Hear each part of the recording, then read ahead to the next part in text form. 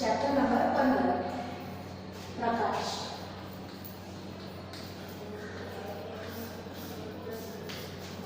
ભાગ 2.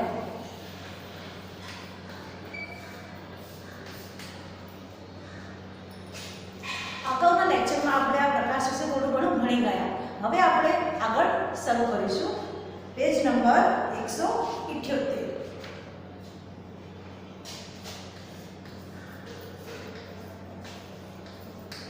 Page number આવશે આપણું 178. એમાં આપણે જોવાનું છે 15.3 જમણી બાજુ કે ડાબી બાજુ. આ આપણે આગળ ભણવાનું છે. જમણી બાજુ કઈ અને ડાબી બાજુ કઈ આપણે આમાં ભણવાનું છે. 15.3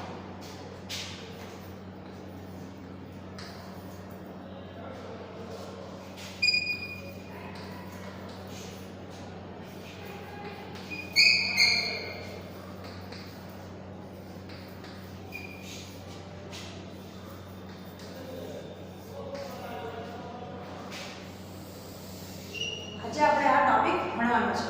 જોઈએ શું છે એમાં. તમે જ્યારે તમારા પોતાના પ્રતિબિંબને અરીસામાં જુઓ છો ત્યારે અસરમાં તમારા જેવું દેખાય છે ખરું ને? તમે પોતાને જોતા હશો અરીસામાં રોજે, તમે જેવા છો એવા સામે દેખાવ છો ને, ખરું ને? પરંતુ તમારા પ્રતિબિંબ અને તમારી વચ્ચે એક રસપ્રદ તફાવત રહેલો છે. તમે રોજ જોતા હો તો આપણે એક જ જેવા આપણે પ્રતિબિંબ આપણા જેવું દેખાતું હોય, પણ એમાં પણ શું છે, એક તફાવત રહેલો છે જે આપણને કદાચ ખબર પણ હશે, કદાચ નહીં પણ ખબર હોય. તો જોઈએ તે તમે જોયો છે આ તફાવત, તે આપણે જોવાનું છે.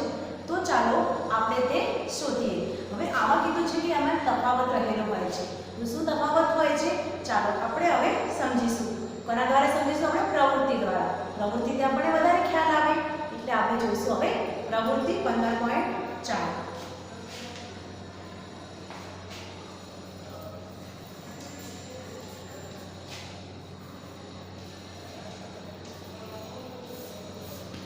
જોઈએ આપણી આ પ્રવૃત્તિ 15.4 માં આપણને શું આપેલું છે એ આપણે ચોપડી દ્વારા સમજીશું. એમાં આપણને શું કીધું છે એ આપણે જોઈએ. સૌપ્રથમ સમતલ અરીસાની નજીક તેની સામેના ભાગમાં ઊભા રહીને તમારું પોતાનું પ્રતિબિંબ જુઓ. બહુ જ સિમ્પલ પ્રવૃત્તિ આપણને આપી છે. શું કરવાનું છે? આપણા ઘરે જે અરીસો હોય, સમતલ અરીસો, એની સામે જઈને આપણે ઊભા રહેવાનું છે. હવે તમારો ડાબો હાથ ઊંચો કરો. શું કરવાનું છે? આપણો ડાબો હાથ આપણે એને ઉપર કરવાનો છે, આપણે અરીસાની સામે જોઈને. હવે તમારો ડાબો હાથ ઊંચો કર્યો તમે, તમારા પ્રતિબિંબનો કયો હાથ ઊંચો થયેલો દેખાય છે અને તમારે ત્યાં જોવાનું છે કે આપણે હાથ ડાબો ઊંચો કર્યો તો સામે અરીસામાં હાથ કયો ઊંચો થાય છે? ડાબો હાથ ઊંચો થાય છે કે જમણો હાથ થાય છે ઊંચો, એ આપણે જોવાનું છે. હવે તમારા જમણા કાનનો સ્પર્શ કરો. આ આપણે જોયું. પછી શું કરવાનું? આપણે જે જમણો કાન હોય આપણે એને અડવાનું છે અને સામે અરીસામાં જોવાનું છે કે એ કયા કાનને અડે છે. તો પ્રતિબિંબમાં તમારા કયા કાનનો સ્પર્શ થતો દેખાય છે એ આપણે ઘરે જઈને આપણે ટ્રાય કરવાનું છે, આપણે જોવાનું. કાળજીપૂર્વક નિરીક્ષણ કરજો. તમને જણાશે કે સમતલ અરીસાના પ્રતિબિંબના કિસ્સામાં તમારા શરીરનો જમણો ભાગ એ પ્રતિબિંબમાં ડાબો ભાગ બની જાય છે. તમે જોયું છે ને, તમે અરીસામાં જો તો આપણે હાથ ઊંચો કરીએ ડાબો અને ત્યાં શું બતાવે? અરીસામાં જમણો હાથ ઊંચો કર્યો એવું આપણને બતાવે. તે જ રીતે તમારો ડાબો ભાગ એ અરીસામાંના પ્રતિબિંબનો જમણો ભાગ બને છે. એમાં એકદમ ઊંધું દેખાય છે. આપણે ડાબો હાથ ઊંચો કરીએ તેમાં જમણો હાથ ઊંચો થશે, જમણો ઊંચો કરીએ તો ડાબો હાથ ઊંચો થશે. એમાં અલગ જ જોવા મળે છે. આપણે જેવા દેખાઈએ આપણે એવા દેખાઈએ છીએ. પછી અહીં ખાસ નોંધ કરો કે માત્ર બાજુઓ જ ઉલટાય છે, પ્રતિબિંબ ઊંધું થઈ જતું નથી. અહીંયા શું થાય છે? મેં ફક્ત બાજુ ઉલટાય છે. ડાબી બાજુ એ જમણી બની જાય છે અને જમણી બાજુ ડાબી બની જાય છે. આપણા ટોપિક પ્રમાણે જમણી બાજુ કે ડાબી બાજુ? તો જમણી બાજુ શું? ડાબી બની ગઈ અને ડાબી બાજુ જમણી બની ગઈ. પણ આપણે ઊંધા નથી દેખાતા, આપણે ઊંધા નથી થતા એમાં. તો આકૃતિમાં શું લખ્યું છે નીચે? તમારો ડાબો હાથ એ સમતલ અરીસામાં તમારા પ્રતિબિંબનો જમણો હાથ બને છે. આપણે આ જોવું પડશે ઘરે. હવે કાગળના ટુકડામાં તમારું નામ લખીને તેને અરીસાની સામે ધરો. આ નામ અરીસામાં કેવું દેખાય છે? આ તો બધાએ ટ્રાય કર્યું જ હશે, મને તો પાક્કો વિશ્વાસ છે. તમે બધા નામ જોઈ તો હશે ને અરીસામાં કે નામ કેમ ઊંધું દેખાય છે? આ બધા ટ્રાય કર્યું હશે. હવે તમને એ સમજાય સ્વાધ્યાય કહ્યું હશે કે આકૃતિ 15.9 એમ્બ્યુલન્સની આગળના ભાગમાં એમ્બ્યુલન્સ શબ્દ ઊંધા સ્પેલિંગમાં શા માટે લખ્યો હોય છે? આ કોઈ નોટિસ કર્યું છે કે એમ્બ્યુલન્સમાં જે આગળ લખ્યું હોય છે એમ્બ્યુલન્સ સ્પેલિંગમાં એ ઊંધો સ્પેલિંગ કેમ લખેલો હોય છે? આ કોઈ વિચારે કોઈ દિવસ? કેમ કે આપણે જ્યારે વાહન ચલાવતા હોય ને આપણા વાહનમાં પેલો એમ્બ્યુલન્સનું છાપ પડે, પ્રતિબિંબ પડે તો એ ઊંધું હોય તો આમાં કેવું આપણે સીધું દેખાશે એટલે આપણે પહેલાં ખબર પડી જશે પાછળથી એમ્બ્યુલન્સ આવે છે. જ્યારે એમ્બ્યુલન્સની આગળના ભાગમાં ગતિ કરતા વાહનો ડ્રાઈવર જ્યારે તેના રિયર વ્યૂ મિરરમાં પાછળ આવતી એમ્બ્યુલન્સ જુએ છે ત્યારે તેને એમ્બ્યુલન્સ શબ્દ સીધો વંચાય છે. કે અરીસામાં ખાસિયત છે કે આમાં કેવું છે કે એક આપણે કોઈ વસ્તુ સીધી તમે ઊંધી એટલે એની દિશા બદલાઈ જાય. ડાબી હોય તો જમણી દેખાય, જમણી હોય તો ડાબી દેખાય, એવું છે એમાં. અને તે એમ્બ્યુલન્સને જવા માટે રસ્તો કરી આપે છે. આપણે સૌની એ ફરજ છે કે રસ્તામાં એમ્બ્યુલન્સને રૂકાવટ વગર પસાર થવા માટે રસ્તો કરી આપવો જોઈએ. આ તો બધાને ખબર હોવી જોઈએ. કોઈ બી એમ્બ્યુલન્સ આવતી હોય અને આપણે બધા રસ્તો આપી દેવાનો, કેમ કે દર્દીને લઈ જવામાં આવે છે એમાં કોઈને લેટ થઈ જતા વધારે પ્રોબ્લેમ આવી શકે છે ને એટલા માટે આપણે એમ્બ્યુલન્સને રસ્તો આપવો જોઈએ. ત્યારબાદ તમે કદાચ એ વાતની નોંધ કરી હશે કે કાર અથવા સ્કૂટરના સાઇડ મિરરમાં બધી જ વસ્તુઓ તેના પરિમાણ કરતાં નાની દેખાય છે. તમને ક્યારેક આ વાતની નવાઈ લાગે છે ખરી? આ તો આપણે જોયું સમતલ અરીસામાં. સમતલ અરીસામાં કેવું થયું? જમણી બાજુ હતી એ ડાબી બાજુ બની ગઈ, ડાબી બાજુ હતી એ બની ગઈ જમણી બાજુ. પણ અમુક વખત કેવું હોય છે આપણે જે વ્હીકલ્સ છે આપણા જે કાર હોય, બાઇક હોય, મોટરસાઇકલ હોય, બધું હોય એમાં મિરર આટલા નાના મિરર આપેલા હોય છે. એમાં કેવું મોટી વસ્તુ નાની દેખાય છે. હવે તમને એ થાય કે આ વસ્તુ નાની કેમ દેખાય છે? આમાં એ તો વસ્તુ કેટલી મોટી છે, આ નાની કેમ દેખાય છે? તો તમને નવાઈ લાગી હશે ને કે આવા અરીસામાં આવું કેમ છે? તો હવે આપણે આના વિશે જ ભણીશું કે આ વસ્તુ નાની કેમ દેખાય છે, આમાં મોટી કેમ દેખાય છે. આપણે એના વિશે ભણીશું કેમ કે આમાં અલગ અલગ અરીસાનો ઉપયોગ કરવામાં આવે છે. તો આપણો નેક્સ્ટ ટોપિક છે 15.4 ગોલીય અરીસા સામેની રમત. આપણે અત્યારે કયો અરીસો જોયો? સમતલ અરીસો જોયો આપણે. હવે આપણે જોવાના છે ગોલીય અરીસા.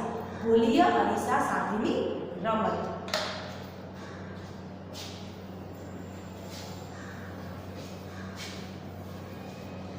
આપણો ટોપિક છે 15.4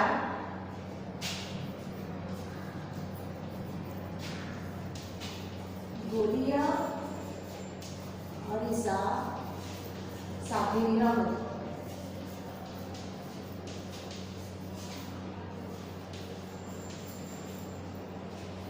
સમતલ અરીસો આપણે ભણી ગયા. હવે ભણીશું આપણે ગોલીય અરીસા વિશે કે એમાં કેવી રચના આપેલી હોય છે એ આપણે જોવાની છે. તો સૌપ્રથમ આપણે પ્રસ્તાવના જોઈ લઈએ કે એમાં શું આપેલું છે. પહેલી અને બુઝો બંને તેનું જમવાનું આવે તેની રાહ જોતા હતા. બુઝે સ્ટીલની પ્લેટ હાથમાં લીધી તો તેમાં તેનું પ્રતિબિંબ જણાયું. તમે ઘરે જોયું હશે ને કે પ્લેટ અમે લઈ લેશો તમે જોઈએ મોટું એમાં જોઈએ આપણે જરા ટ્રાય કરીએ. એમાં જોવાનું એને ટ્રાય કર્યો બુઝોએ. અરે આ પ્લેટ તો સમતલ અરીસા તરીકે વર્તે છે. શું એને મોઢું દેખાયું એની અંદર? તો કે આ તો અરીસો બની ગયો. હું તો ડીશમાં મોઢું છે, મોઢું દેખાઈ ગયું મારું. તો આ તો અરીસો છે કે અરીસા મોઢું દેખાય છે આપણને, તો ડીશમાં મોઢું દેખાઈ ગયું આપણને, તો આ તો અરીસો છે. પછી શું થયું એમાં? મારું પ્રતિબિંબ સીધું અને મારા જેટલા જ પરિમાણનું છે. આ તો મારા જેવું જ દેખાય છે, હું જેવો છું એવું જ પ્રતિબિંબ જોવા મળે છે આ ડીશમાં. તો પહેલી તેનું પ્રતિબિંબ સ્ટીલની ચમચીના પાછળના ઉપસેલા ભાગમાં જોયું. હવે ચમચી લઈને બેઠા હતા એ લોકો. હવે પહેલી શું કહે? ચમચીમાં પોતાનું મોઢું જોયું. તો એને કેવું દેખાયું એ જોઈએ. સ્ટીલની ચમચીના પાછળના ઉપસેલા ભાગમાં જોયું. તેણે કહ્યું, બુઝો જો મારું પ્રતિબિંબ સીધું છે પરંતુ તે ખૂબ જ નાનું દેખાય છે. શું કીધું એને? મારું પ્રતિબિંબ તો દેખાય છે પણ એ નાનું થઈ ગયું છે. હું તો કેટલી મોટી છું, મારું પ્રતિબિંબ નાનું કેમ દેખાય છે આમાં? એણે આવો પ્રશ્ન કર્યો. આ સ્ટીલની ચમચી પણ કોઈ પ્રકારની અરીસાની જેમ વર્તે છે. અને શું વિચાર્યું? કદાચ આ પણ એક અરીસો હશે જેમાં કોઈ વસ્તુ નાની દેખાતી હશે. તમે પણ તમારું પ્રતિબિંબ જોવા માટે ચમચી અથવા અન્ય વક્ર સપાટીનો ઉપયોગ કરી શકો છો. તમારે પ્રતિબિંબ તમે જોવું હોય તમે શેનો ઉપયોગ કરી શકો છો? એક વક્ર સપાટી કાં તો એક આપણે એવા ચમચીનો ઉપયોગ કરી શકીએ. હવે એના માટે આપણે શું કરીશું? પ્રવૃત્તિઓ કરીએ છીએ. એ પ્રવૃત્તિથી આપણને વધારે ખ્યાલ આવે છે. આના માટે આપણે કરીશું પ્રવૃત્તિ નંબર 15.5.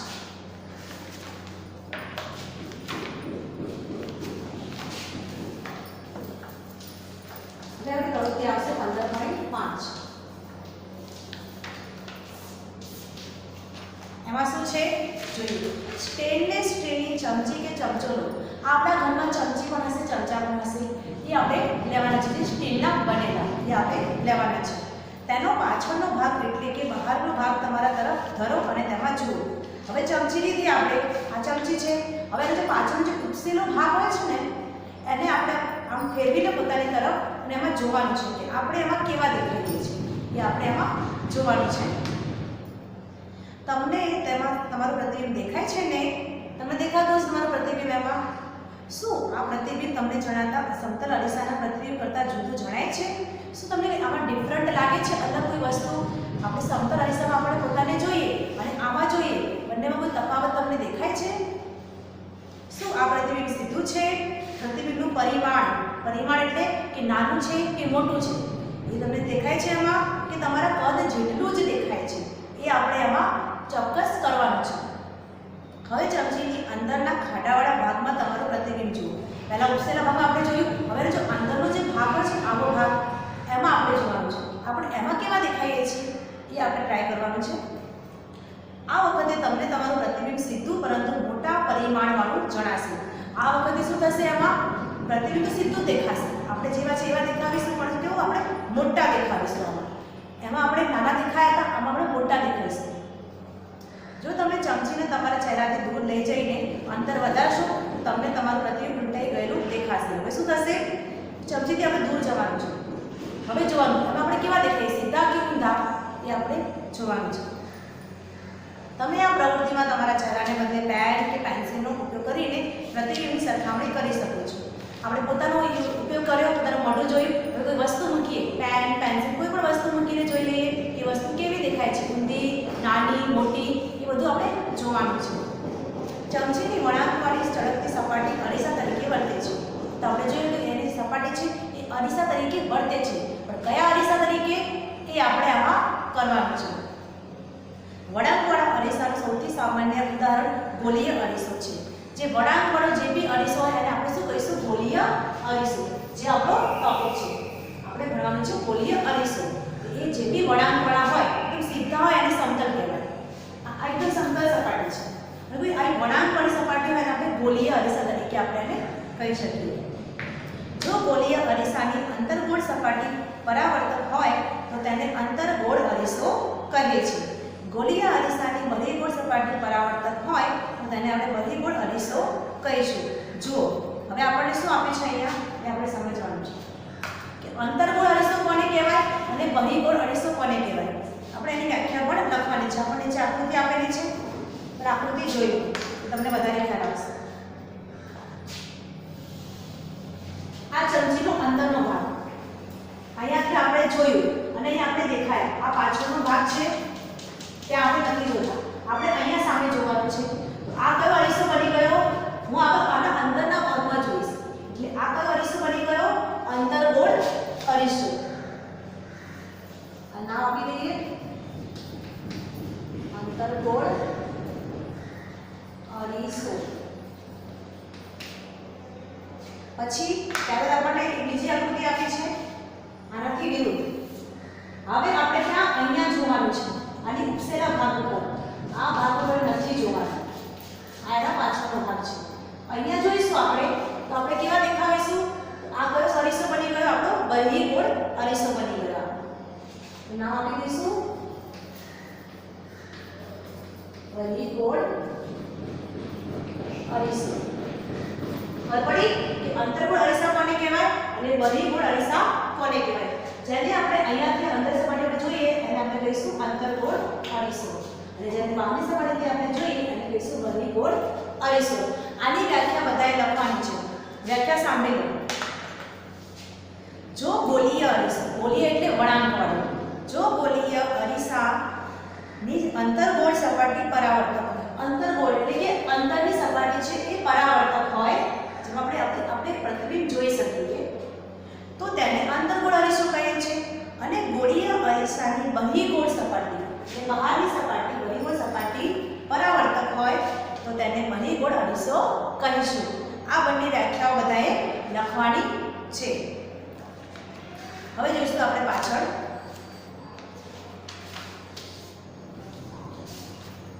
ચમચીની અંદરની સપાટી અંતર્ગોળ અરીસા તરીકે વર્તે છે, જ્યારે તેની બહારની સપાટી બહિર્ગોળ અરીસા તરીકે વર્તે છે. ચમચીમાં આપણને બંને અરીસા મળી ગયા, અંતર્ગોળ અરીસા પણ મળી ગયો, બહિર્ગોળ અરીસા પણ મળી ગયો. જેની અંદરની સપાટી હતી ચમચીની એ અંતર્ગોળ અરીસો બની ગયો અને બહારની સપાટી હતી તે બની ગયો બહિર્ગોળ અરીસો. આ બધું હવે બધાને ખ્યાલ આવી ગયો હશે કે અંતર્ગોળ અરીસા કોને કહેવાય અને બહિર્ગોળ અરીસા કોને કહેવાય.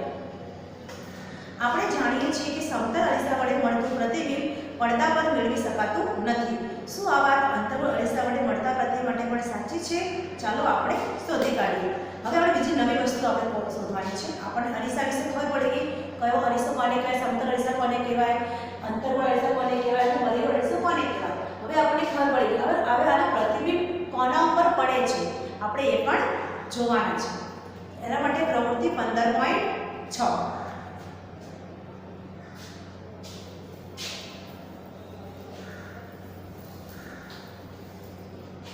એના માટે આપણે જોઈશું પ્રવૃત્તિ 15.6 જોઈએ કે આપણને એમાં શું શીખવાડવામાં આવ્યું છે. સૌપ્રથમ આપણને એક સાવચેતી આપી છે. કોઈ પણ આપણે પ્રવૃત્તિ કરીએ, પ્રયોગ કરીએ એના પહેલા આપણે સાવચેતી જાળવી જરૂરી છે. એમાં સાવચેતી આપણે કઈ રાખવાની છે એ જાણવું આપણે ખાસ જરૂરી છે. તો જોઈએ કે આમાં આપણને કઈ સાવચેતીઓ આપેલી છે. તમારે આ પ્રવૃત્તિ 15.6 સૂર્યના તડકામાં કરવાની છે, માટે કાળજી રાખો. આપણે શું કીધું, આ આખી પ્રવૃત્તિ આપણે ક્યાં કરવાની છે? સૂર્યના તડકામાં. તમે સૂર્ય સામે કે તેના પ્રતિબિંબની સામે નરી આંખે જોતા નહીં. તેમ કરવાથી તમારી આંખને નુકસાન થઈ શકે છે. પરંતુ આપણે સૂર્યની સામે નથી જોવાનું કે નરી આંખે પણ નથી જોવાનું. આવું જોઈશું તો આપણી આંખોને કોઈ નુકસાન પહોંચી શકે છે. જ્યારે સૂર્યનું પ્રતિબિંબ પડદા કે દિવાલ પર પડે છે ત્યારે જ તમે તેને નરી આંખે જોવાનો પ્રયત્ન કરજો. આપણે એના પ્રતિબિંબને જોવાનું છે, ડાયરેક્ટ આપણે નથી જોવાનું સૂર્યને. એક અંતર્ગોળ અરીસો લો. આપણે શું કરવાનું છે? એક અંતર્ગોળ અરીસો લેવાનો છે, તેને સૂર્યની સામે ધરો. સૂર્ય સામે એને મૂકવાનું છે કે આપણો અંતર્ગોળ અરીસો કેવો હતો? આમ હતો, અંતરની સપાટીવાળો હતો. આ બહારનું શું બની જશે? આ જે બહારનું છે એ બહિર્ગોળ અરીસો બની જશે. આ અંદરનું છે અંતર્ગોળ. આને આપણે સૂર્યની સામે આપણે એને મૂકવાનું છે. તેનું કાગળના ટુકડા પ્રતિબિંબ મેળવવા પ્રયત્ન કરો. અને આપણે શું કરવાનું છે? એ કાગળનો ટુકડો લેવાનો છે અને પ્રતિબિંબ ક્યાં લેવાનું છે? પ્રકાશ આવશે, આપણને ખબર છે. એ પ્રકાશ અહીંયા આવ્યો, આપણે ભણી ગયા છઠ્ઠા ધોરણમાં. પ્રકાશ આમ આવે, કોઈ વસ્તુ અહીંયા અરીસો મૂકી દઈએ તો પ્રકાશ અહીંયાથી ટકરાવીને આમ પાછો આવશે. આમ આવ્યો, આમથી આમ પાછો જશે. આ પાછો અહીંયા આવે તો પ્રતિબિંબ એનું પડે ને, તો આપણે કાગળ મૂકવાનું અહીંયા, એનું પ્રતિબિંબ આપણે લઈ શકીએ. કાગળ તથા અરીસા વચ્ચેનું અંતર તે બંનેને આગળ પાછળ કરીને એવી રીતે ગોઠવો જેથી કાગળ પર સૂર્યનું તેજસ્વી તથા સ્પષ્ટ પ્રતિબિંબ મળે. શું કરવાનું છે? આપણે એવી રીતે એને ગોઠવવાનું છે કે આપણને એકદમ સારું પ્રતિબિંબ જોવા મળે. હવે અરીસા તથા કાગળને થોડી મિનિટો સુધી સ્થિર પકડી રાખો. શું કાગળ મળવાની શરૂઆત કરે છે? હવે આપણે કાગળને હલાવવાની વારે ઘડીએ. જેમ કે આપણે અહીંયાથી સૂર્યપ્રકાશ અહીંયા આવ્યો, અંતર્ગોળ અરીસા પર આવી ગયો અને અહીંયાથી પ્રતિબિંબ ક્યાં પડ્યું? આ કાગળ ઉપર. હવે કાગળને બંને વસ્તુ આમ જ રાખવાની છે અને આમ હલાવવાનું નથી, આમ જ થોડી વાર સુધી આમ રાખીશું અને પછી જોવાનું છે શું આ કાગળ છે એ સળગવા લાગે છે. કાગળ પરનું આ તેજસ્વી ટપકું સૂર્યનું પ્રતિબિંબ છે. કાગળ પર શું પડશે? સૂર્યનું તેજસ્વી ટપકું પડશે. ત્યાં એવું પ્રકાશ જેવું આપણને દેખાશે. અહીં એ નોંધ લો કે પ્રતિબિંબ પડદા પર મળે છે. પડદા પર રચાતા પ્રતિબિંબને વાસ્તવિક પ્રતિબિંબ કહે છે. જે પડદા પર જે પ્રતિબિંબ રચાય એને શું કહીશું આપણે? વાસ્તવિક પ્રતિબિંબ. તમે કરેલી પ્રવૃત્તિ 15.2 યાદ કરો, જેમાં સમતલ અરીસા વડે મળતા પ્રતિબિંબને તમે પડદા પર મેળવી શક્યા નહોતા. આવા પ્રતિબિંબને આભાસી પ્રતિબિંબ કહે છે. કેટલા પ્રતિબિંબ કેવા હોય કે પડદા પર આપણે ના મેળવી શકીએ, એ પ્રતિબિંબ કેવા કહેવાય? આભાસી પ્રતિબિંબ કહેવાય. ચાલો હવે આપણે બધું ભણી ગયા. વાસ્તવિક પ્રતિબિંબ કોને કહેવાય? આભાસી પ્રતિબિંબ કોને કહેવાય? હવે આપણે શું જોવાનું છે? ચાલો હવે અંતર્ગોળ અરીસા વડે પડદા પર મીણબત્તીની જ્યોતનું પ્રતિબિંબ મેળવવા પ્રયત્ન કરીએ. હવે આપણે આગળની પ્રવૃત્તિમાં શું કરવાનું છે? જેમ કે પડદા ઉપર આપણે પ્રતિબિંબ કઈ રીતે મેળવી શકીએ એ આપણે જોવાનું છે. એ આપણે નેક્સ્ટ લેક્ચરમાં કરીશું. આ લેક્ચરમાં આપણે આટલું ભણી ગયા કે બધાએ સરખી રીતે ભણી લેવાનું છે.